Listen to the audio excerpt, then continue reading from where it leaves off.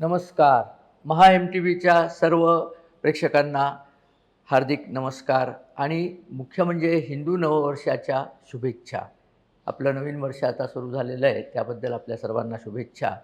मी चंद्रशेखर नेने, आंतरराष्ट्रीय घडामोडींचा अभ्यासक. माझ्याबरोबर साक्षद हे व्हिडिओग्राफर आहेत. आज आपण आपला शेजारी उत्तरेकडचा नेपाळ, इथे जे सध्या खूप आंदोलनं चाललेली आहेत, त्याच्याबद्दल थोडंसं बोलूया.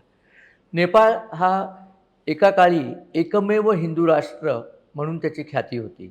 कारण नेपाळचा राजधर्म म्हणजे राष्ट्राचा धर्मच हिंदू होता आणि तिथे जे राज्य करत होते त्रिभुवनदास म्हणून आधी जे होते, त्यांच्यानंतर त्यांचा मुलगा राज्यावरती आला बिरेंद्र दास. बिरेंद्र, किंग बिरेंद्र, त्यांना राजे बिरेंद्र म्हणायचे, बिरेंद्र शहा. तर त्यांच्यापर्यंत ही हिंदू राष्ट्र संकल्पना जिवंत होती. परंतु नेपाळमध्ये उत्तरेकडून चीनमधून कायमच तिथे कम्युनिस्ट लोकांनी आपलं जाळं पसरवत चाललं होतं आणि भारतातले सुद्धा लेफ्टिस्ट लोकं त्यांना मदत करत होते आणि त्या सगळ्यांना हिंदू राष्ट्र ते आहे हे नेहमी खुपत असे. एक नेपाळबद्दल सांगायचं आहे मला, की नेपाळ हा हिंदू राष्ट्र राहिला इतकंच नव्हे, त्यांनी ब्रिटिशांनासुद्धा विरोध केला. आधी त्यांनी मुसलमानांना विरोध केला. मुसलमानांना नेपाळ कधीच जिंकता आला नाही. म्हणजे भारतात ते येऊनसुद्धा ब्रिटिशांनासुद्धा नेपाळ तसा जिंकता आला नाही. त्यांनी नेपाळच्या राजाशी तह करून नेपाळची राजेशाही चालू ठेवली होती आणि पुढे त्या राजेशाहींनी तर हिंदू राष्ट्रच आपलं ठेवलं होतं. पशुपतीनाथ ह्या त्यांचं कुलदैवत आहे नेपाळच्या राजांचं आणि विष्णू हे सुद्धा त्यांचं कुलदैवत आहे. असं संपूर्ण हिंदू तिथे व्यवस्था होती.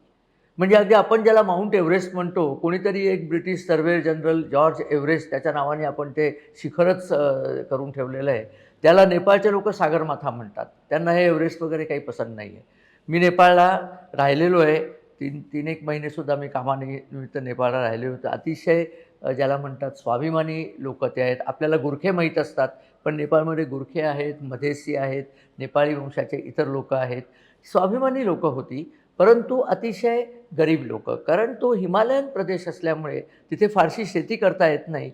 टुरिझम सोडलं तर त्या देशाला दुसरी इन्कमच नव्हती आणि सगळ्या बाजूंनी हिमालयाने वेढलेलं असल्यामुळे तिथे यायला जायलासुद्धा एक प्रकारची अडचण असायची.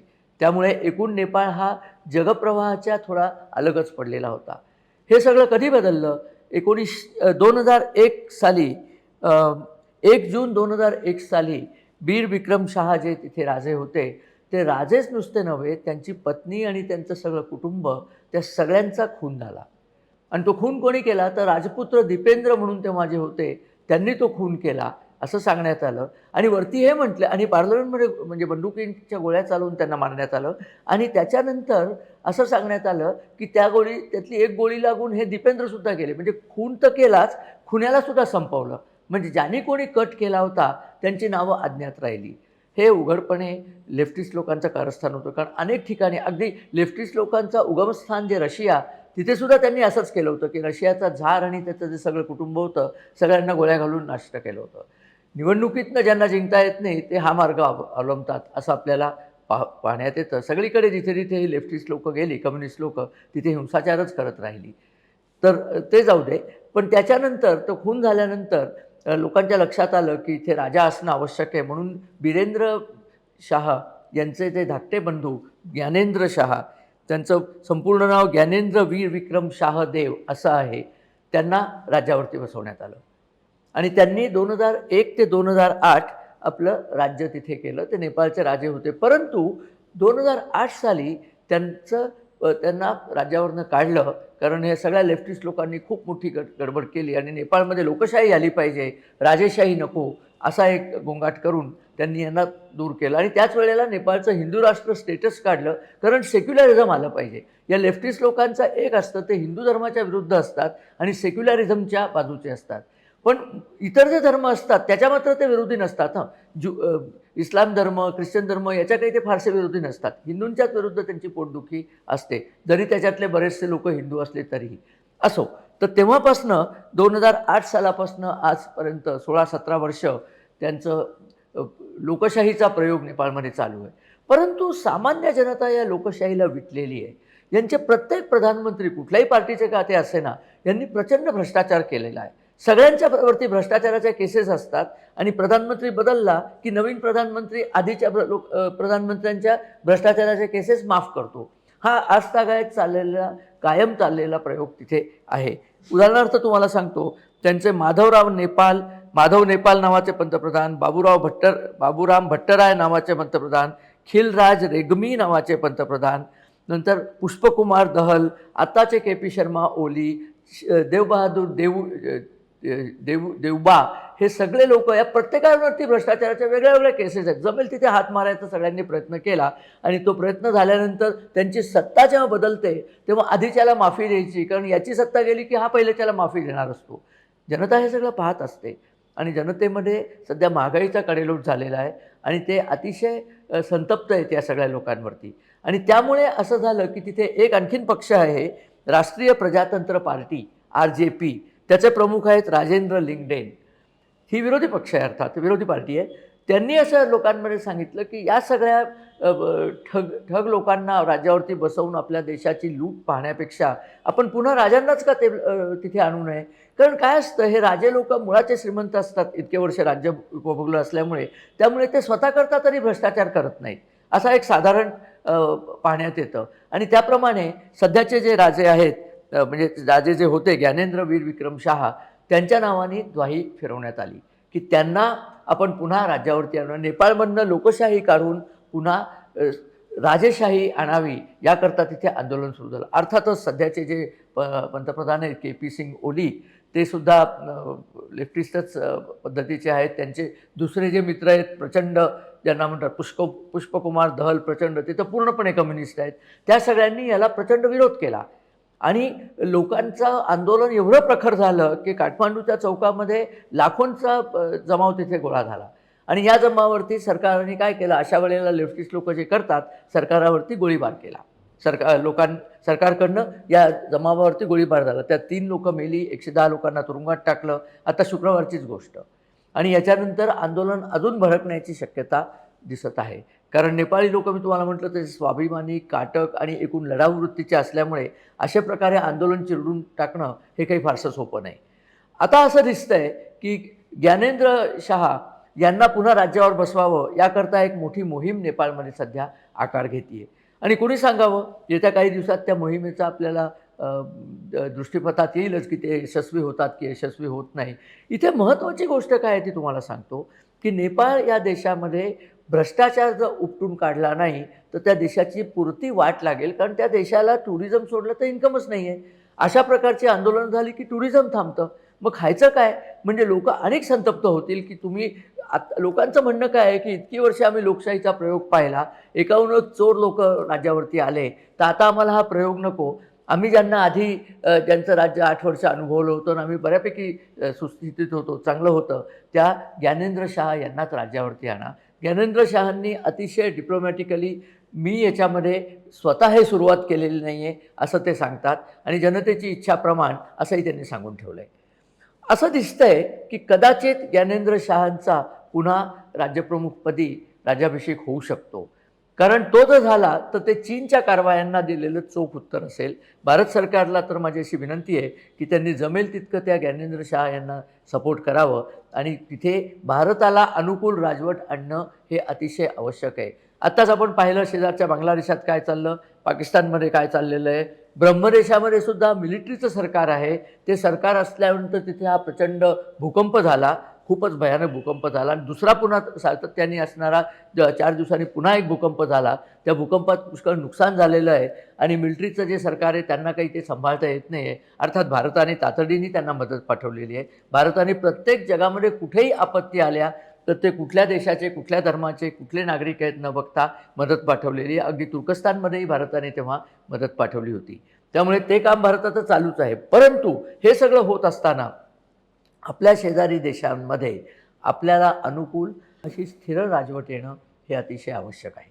आणि भारताला जर महासत्ता आपलं हे स्थान अबाधित ठेवायचं असलं आणि पुढे आणखीन वाढायचं असलं तर शेजारी राष्ट्रांमध्ये आपल्याला अनुकूल आपले म्हणणं ऐकतील, आपल्या धोरणाने चालतील असे राज्यकर्ते येणं आवश्यक आहे. पंतप्रधान नरेंद्र मोदी, एस जयशंकर आणि अजित डोवाल यांना हा विषय पुरता कळतो आणि त्याप्रमाणे काहीतरी पावलं दिल्लीतनं टाकली जातच असणार.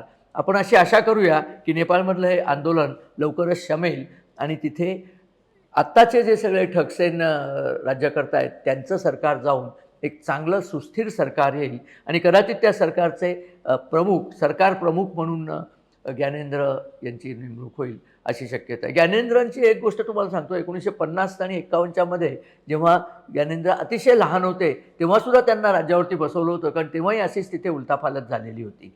त्यांचे जे राजे होते त्रिभुवन म्हणजे यांचे वडील ते पळून तेव्हा भारतात आले. भारताने त्यांना तेव्हा सपोर्ट केला आणि पुन्हा नेपाळमध्ये राजेशाही प्रस्थापित केलेली होती.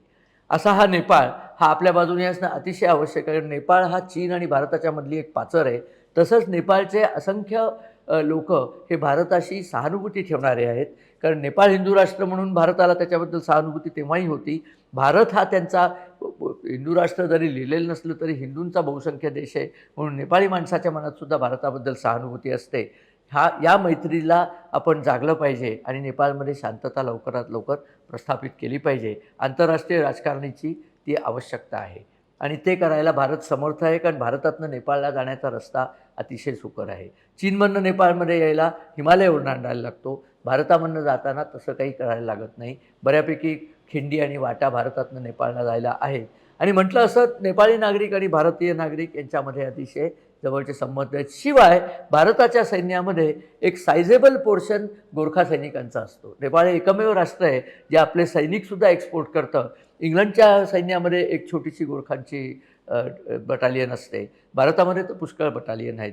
गोरखा रायफल्स म्हणून जे भारतात प्रचंड मोठं एक सैन्याचा विभाग आहे, तिथे हे सगळे गोरखे असतात आणि ते अतिशय कडवे लढाऊ म्हणून सगळ्या जगात प्रसिद्ध पावलेले आहेत. पहिल्या आणि दुसऱ्या महायुद्धात त्यांनी प्रचंड पराक्रम गाजवलेले आहेत असे हे गोरखा. आणि हे गोरखा हा शब्द वैदिक गोरक्षनाथांच्या कडनं येतो. गोरखनाथांचे अनुयायी ते गोरखा. गोरखनाथांचे भारतातले सध्याचे पीठाध्यक्ष म्हणजे आपले उत्तर प्रदेशचे मुख्यमंत्री आदित्यनाथ. आदित्यनाथांचे फोटोसुद्धा नेपाळच्या आंदोलनात दाखवण्यात आले की आता त्यांना पुन्हा नेपाळामध्ये गोरख्यांचं राज्य आणि राजा तिथे आणायचं आहे. ही सगळी सध्याची घटना आहे. कदाचित येत्या महिन्याभरात आपल्याला पाहायला मिळेल की तिथे पुन्हा राजेशाहीचं प्रस्थापन झालेलं आहे आणि लेफ्टिस्ट लोकांचं उच्चाटन झालेलं आहे. बघूया काय घडतं ते. आपल्याला जर हा व्हिडिओ आवडला तर आपण मित्रपरिवाराबरोबर शेअर करा, आमच्या चॅनलला सबस्क्राईब करा आणि आपल्या कमेंट्स आणि आपले लाईक्स आमच्याकडे येऊ द्या. या आधीचा आमचा जो व्हिडिओ होता जो हमासबद्दल केलेला होता त्याला आपण खूप चांगला प्रतिसाद दिलेला आहे. त्यातल्या काही आपल्या निवडक कमेंट्स मला वाचून दाखवायच्या आहेत. विजय मेंजोगे लिहितात, वा नेने सर, अभ्यासपूर्ण विश्लेषण. जगाला लागलेली ही कीड संपू शकत नाही का? मणिपूरमध्ये काही आंतरराष्ट्रीय कट असू शकतो का? विस्तृत सांगावं. मणिपूरमध्ये आंतरराष्ट्रीय कटच आहे. कुकी नावाचे जे ब्रह्मदेश म्हणजे म्यानमारमधले लोक विस्थापित झालेले ते मणिपुरात येऊन बसलेले आहेत आणि ते मणिपूरच्या डोंगरांवरती त्यांनी वस्ती केली आणि तिथे ते अफूची शेती करतात. त्यांचा आणि मैती हे जे डोंगरावरती राहत नाहीत पण मणिपूरमध्ये पठारावरती जे राहतात त्यांचा हा संघर्ष आहे आणि त्या संघर्षाला अनेक वेगवेगळी परिमाणं आहेत. पण मुख्य परिमाण म्हणजे ते लोक ड्रग्सचा व्यापार करतात हे आहे. त्यामुळे ड्रग्सचा व्यापार करणाऱ्याला संरक्षण देणारे सगळे त्यांच्या बाजूने तिथे उत्पात माचवायला तयार असतात आणि भारतीय सैन्य त्यांना व्यवस्थित तोंड देत आहे. जयंत गोगटे लिहितात, चीनने खोल समुद्रात असलेल्या विविध राष्ट्रांच्या डेटा कम्युनिकेशनच्या केबल कट करण्याचे तंत्रज्ञान शोधून काढले आहे अशी बातमी प्रसिद्ध झाली आहे.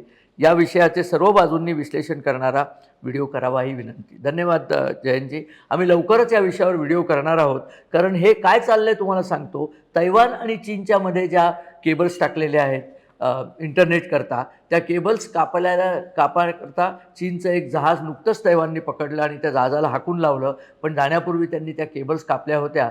हे केबल्स का कापतात तेवढं क्विकली सांगतो. केबल्सचं जे कम्युनिकेशन असतं ते इन्स्टंटेनियस म्हणजे तत्काळ कम्युनिकेशन असतं. त्याला पर्याय जो उपग्रहाचा कम्युनिकेशनचा पर्याय आहे, त्या पर्यायामध्ये सिग्नल हा पृथ्वीवरनं उपग्रहात जातो, उपग्रहातनं पुन्हाच पृथ्वीपर्यंत येतो. त्याला अर्धा सेकंद उशीर होतो. या अर्ध्या सेकंद उशिराचा तुम्ही आम्ही इंटरनेट सर्फिंग करतो त्याच्यात काही फरक पडत नाही. पण जेव्हा तुम्ही कम्प्युटरवरती विसंबून लढाईची इक्विपमेंट वापरता, युद्ध करता, तेव्हा या अर्ध्या सेकंदांनी सुद्धा फरक पडू शकतो की तुमच्या युद्धाच्या ज्या शस्त्र आहेत ती शस्त्र अर्धा सेकंद उशिरा जर त्यांनी रिस्पॉन्ड दिला तर त्याच्यामध्ये शत्रू तुम्हाला मारू शकतो, हे एक मुख्य कारण आहे. आणि दुसरं म्हणजे satellite communication is more costly, जास्ती महाग असतं. तर काहीही करून लोकांना त्रास द्यायचा, चीनला तैवानचा घास घ्यायचा आहे, ते करण्याकरता ह्या केबल कापण्याचे नतद्रष्ट कारभार चीन करत असतो. तर त्याच्यावरती आणखीन डिटेल मला एक व्हिडिओ नंतर करायचा आहे. धन्यवाद. देवेंद्र जोशी लिहितात, आपण सर कुठल्याही न्यूज चॅनलवर पहा, गाझा उद्ध्वस्त दिसतो, पण जे लोक दिसतात त्यांचे कपडे आणि शरीरयष्टी पाहिली तर ते हालात जगत आहेत असं वाटत नाही. बरोबर आहे आपलं म्हणणं. ते तसे हालात जगत नसतात, ते असुरक्षित भाषेत याच्यात जगतात. कारण जगभरातनं त्यांना इतकी मदत येत असते की खाण्यापिण्याला त्यांना कमी नसतं, जगण्याची पंचाईत असते. त्यामुळे तुम्हाला जरी ते असे चांगले कपडे घातलेले दिसले तरी त्यात काही तथ्य नाही आहे. कपडे सगळे भिकीचे त्यांना आलेले असतात, अन्नसुद्धा भीक मागूनच मिळवलेलं असतं. परंतु बाकी त्यांच्या जगण्याला काही अर्थ नाही आहे, कारण त्यांच्या तरुणांना पुढे भविष्यच नाही आहे. त्यांनी फक्त दहशतवादी व्हायचं आणि स्वतःला उडवून द्यायचं, हेच त्यांच्या पुढे भविष्य आहे. त्यामुळे काय होतं की अशी जेव्हा माणसामध्ये वृत्ती येते की मला स्वतःला आत्महत्याच करायची आहे, तेव्हा मनुष्य जे काही मिळेल ते मस्त खाऊन पिऊन जगण्याच्या वृत्तीमध्ये जातो. तशी वृत्ती हे गाझाचे लोक दाखवत आहेत. परंतु आता इस्रायलने जो गाझावरती प्रचंड अग्निवर्षाव सुरू केला आहे आणि कालच इस्रायलने गाझाच्या लोकांना सांगितलं की येत्या 24 तासात तुम्ही इथनं ताबडतोब आपलं चंबू गव्हाळ हलवा आणि दक्षिण गाझात जा, कारण आम्हाला इथे आता सैनिकी कारवाई करायची, म्हणजे तुम्ही मरणार नाही. सिव्हिलियन लोकांनाही त्यांनी इस्रायलने धमकी दिलेली आहे. त्याला हमासने विरोध केला आहे. हमासने सांगितलं आहे चीन नाही, इस्रायल उगाच काहीतरी सांगतो, तुम्ही कुठेही जाऊ नका. पण लोक मात्र पळायला लागलेत, लोकांना मरायचं नाही आहे. आणि मुख्य म्हणजे हमासच्या विरुद्ध आंदोलनं गाझामध्ये व्हायला लागलेली आहेत. ती आंदोलनं निपटून काढायला हमासच्या लोकांनी बंदुकीचा व्यापार सुरू केला आहे. तिथे प्रचंड खळबळ माजलेली आहे. परंतु ट्रम्प आणि इस्रायल हे दोघं मिळून गाझाचा आता पूर्ण नायनाट करतील, गाझातल्या हमासचा, अशी चिन्ह आत्ता तरी दिसत आहेत. पुढे काय होईल ते आपण बघणारच आहोत. मानसी जोशी लिहितात, खूप अभ्यासपूर्ण माहिती, मी वाटच पाहत असते व्हिडिओची. धन्यवाद मानसीजी. उत्तर कोरियामध्ये काय चाललं आहे काही कळत नाही, त्यावर काही व्हिडिओ बनवाल का?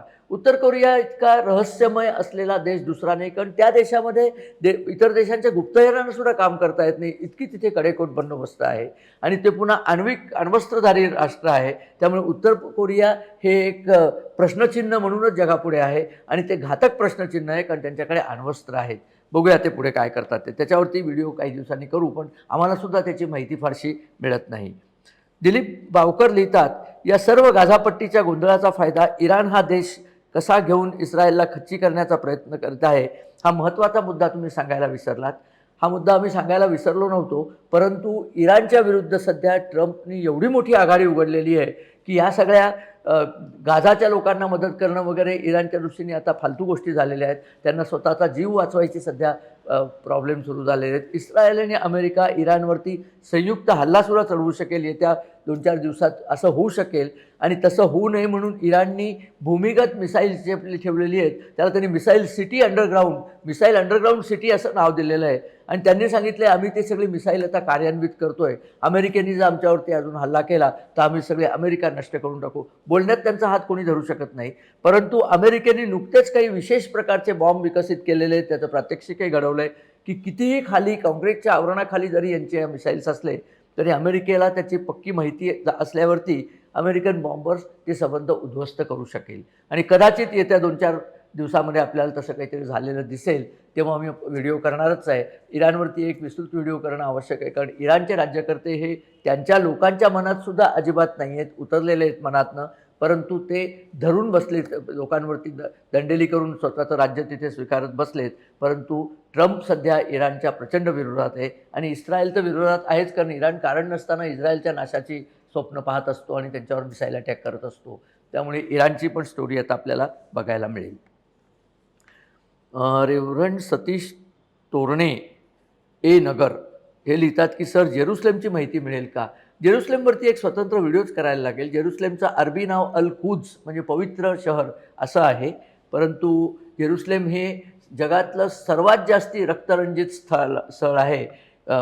ख्रिश्चन, ज्यूइश आणखीन मुस्लिम या तिन्ही धर्मांची पवित्र स्थळं तिथे आहेत. त्यामुळे तिन्ही धर्म एकमेकांची दंगलं तिथे सारखी चालू असते आणि सध्या ते इस्रायलच्या ताब्यात पूर्णपणे आहे.